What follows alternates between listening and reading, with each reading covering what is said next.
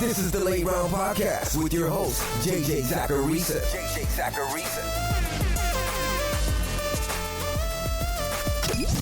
What's up, everyone? It's JJ Zachariason, and this episode 775 of the Late Round Fantasy Football Podcast, sponsored by FanDuel.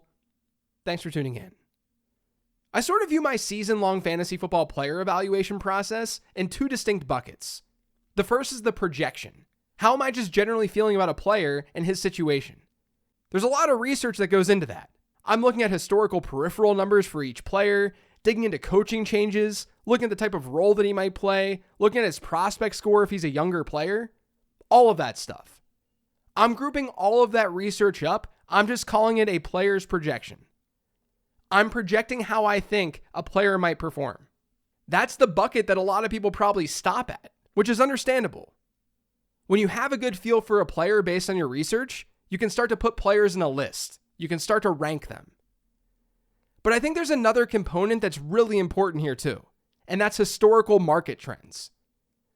If you've listened to this podcast in the past, then you know that I'm very, very into analyzing historical average draft position data. I think we can learn a lot from the fantasy football market. The reason I see it as so important is because it's a glimpse into how we felt about these guys entering a season. When average draft position is formed, it's not being formed after games have been played. It's essentially another form of forecasting. It's just collective forecasting. It's how tons and tons of people are viewing a player, not just how I'm viewing a player. Analyzing current season ADP is important too, of course. With current season average draft position analysis, you're able to spot where there might be values in your draft. But when you're looking at historical data, you're able to see trends. You're able to see areas of drafts that might be places to target or avoid certain positions and players. You're really taking advantage of human behavior when analyzing historical ADP data. This leads to discoveries like the running back dead zone, or how year 2 wide receivers are usually good bets in the middle rounds, or how the masses generally undervalue young, unproven players. As I was working on my draft guide this month, a trend that continuously popped up is one that's not super surprising. When players broke out, when they exceeded their ADP expectation and gave your fantasy team a lot of value, they often came from strong offenses. That is, they played in offenses that did well in the very basic statistic of touchdowns per game. But the obvious point to make with something like that is that it's hindsight based, right? It's easy to say that a running back will perform better when he's in a good offense. But how do we know which offenses are actually going to be good? You can have some general idea. We know the Chiefs, as long as Patrick Mahomes is healthy, they're probably going to have a good offense. The same goes for like Buffalo or Cincinnati. But there aren't so many obvious situations like that. What about a team like Pittsburgh? What about Green Bay? What about Atlanta? What if I told you that there's a very easy way to come up with an educated guess as to how well a team is going to do in touchdowns per game in an upcoming season? And it's something that's twice as predictive as a team's previous season touchdowns per game rate. That's what I'm going to be talking about on today's show. But first, the Late Round Draft Guide launches this week. On Friday, June 30th, the draft guide will be in your hands. If you've already pre-ordered, you'll get a download link to your email on Friday. If you haven't pre-ordered, make sure you do that by going to lateround.com. The guide is currently $19.99. That's going to jump to $24.99 when Friday hits. The guide has everything you need to dominate your drafts this year, and it's updated weekly, so you're always getting updated rankings, players to target, players to avoid, and late round dart throws to make. Check it all out at lateround.com and make sure you pre-order before that price goes up. So we know that players tend to do better in fantasy football when they're in good offenses. But people who aren't doing a ton of analysis, which is the vast majority of fantasy football players, you're not going to have the easiest time knowing which offenses are going to be good. I mean, I look at this stuff as my job. I don't even have the easiest time knowing. But there's one method that can help all of us, and it's through analyzing average draft position. Remember, ADP is a projection. It's how we're feeling about a group of players entering a season. When a player's ADP is high, it means we feel good about that player and how he's going to produce. When it's not high, it says that he's probably not going to be very good. What if an NFL team had a bunch of high ADP players? What if an NFL team didn't? That's what I started investigating more. Now, I've done this in the past as it relates to fantasy quarterbacks. That if a quarterback is a late round pick, but he has a bunch of early round wide receivers and tight ends, Does that mean the market is wrong with that quarterback? Clearly, the market likes his pass catchers. But why is that quarterback going so late? Turns out there is some signal to that. When a late round quarterback has early round teammates, you should probably draft that quarterback. But I wanted to take that a step further to analyze team offenses, so that's what I did. I started testing different ways to try to predict an offense's touchdowns per game in the upcoming season. One of the best results that I found was that teams who had multiple top 70 pass catchers, they ended up scoring more touchdowns per game compared to teams who didn't. And running back ADP was irrelevant. So for example, in 2014, the Denver Broncos, led by Peyton Manning, they had 4 pass catchers get drafted in the top 70 overall in fantasy drafts. That's wide receivers and tight ends. That year it was Demaryius Thomas, Emmanuel Sanders, Wes Welker, and Julius Thomas. They were all essentially top 6 round picks in a 12-team league. If you think that's absolutely bonkers, it's because it is. That's only happened one other time since 2011. The other time was New England in 2012. That's when they had the tight end duo of Rob Gronkowski and Aaron Hernandez. Both of those teams, the 2014 Denver Broncos and the 2012 New England Patriots, finished the season first in touchdowns per game. As that number of top 70 pass catchers decreased, so did a team's touchdowns per game rank. Since 2011, a team with 3 top 70 pass catchers had an average touchdowns per game rank of 9.4. That's well above average.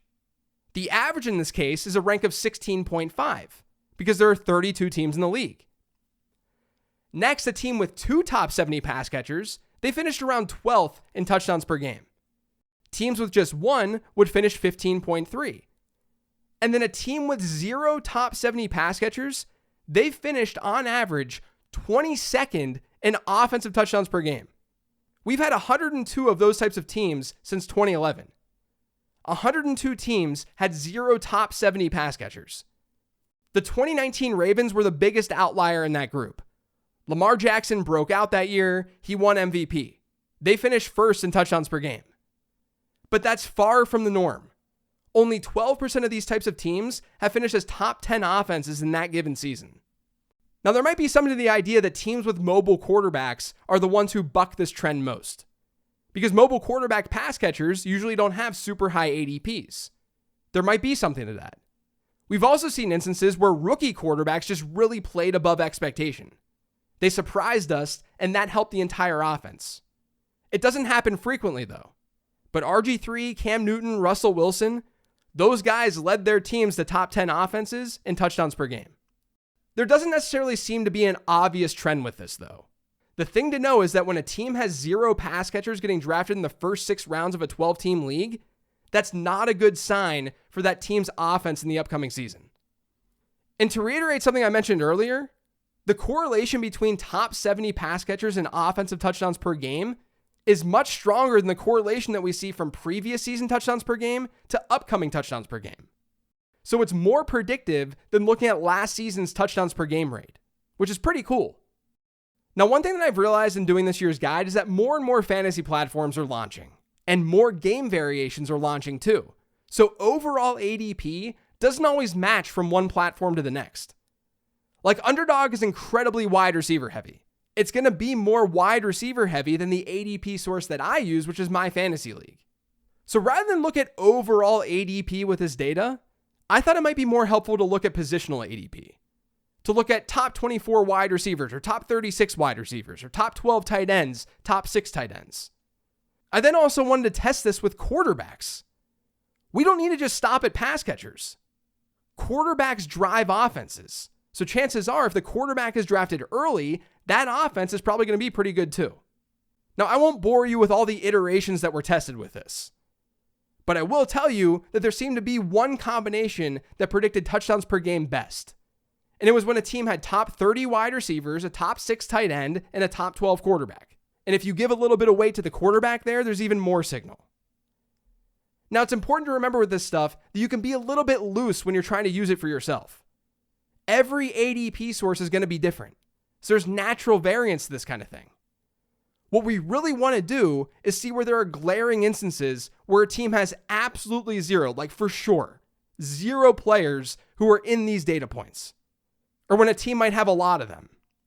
But essentially, you can just count up how many top 30 wide receivers, how many top 6 tight ends, and how many top 12 quarterbacks a team has. Just add them together. And that gives you a number.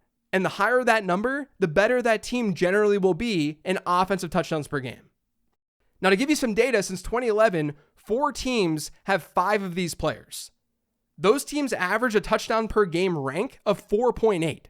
2 of them were the ones that I talked about earlier. They were the top offenses in the league that year. Then the other 2 were also top 10 offenses. When you have 3 or 4 of these players from a team, teams average a touchdowns per game rank of 10 to 11. So they were fringe top 10 offenses. When there were 2 of these players, so again, we're talking about top 30 wide receivers, top 6 tight ends, and top 12 quarterbacks. When there were 2 of them, that touchdowns per game rank was closer to 14th. If there's only 1, you're looking at a below average offense. They've ranked on average 17.5. And then of the 78 teams since 2011 who had 0 of these players, their average touchdowns per game rank was almost 23rd. Only 5 of the 78 teams with 0 players in these ranges ended up ranking better than 10th in touchdowns per game. Like I said, these numbers can and will fluctuate from one platform to the next. For instance, if you use Fantasy Pros expert consensus rankings right now and you apply this methodology, you get 6 teams who have 0 players. 0 players that are ranked high in the passing attack. But one of those teams is Pittsburgh, who has wide receivers who are very, very close to the top 30. And they also have Pat Freiermuth, who's close to the top 6. So just making the assumption that they would be awful this year probably isn't that fair, especially compared to a team like Houston or New England. Now, I'd say using this technique, the best teams in touchdowns per game this year look like the Eagles, Chargers, Bengals, Dolphins, and 49ers.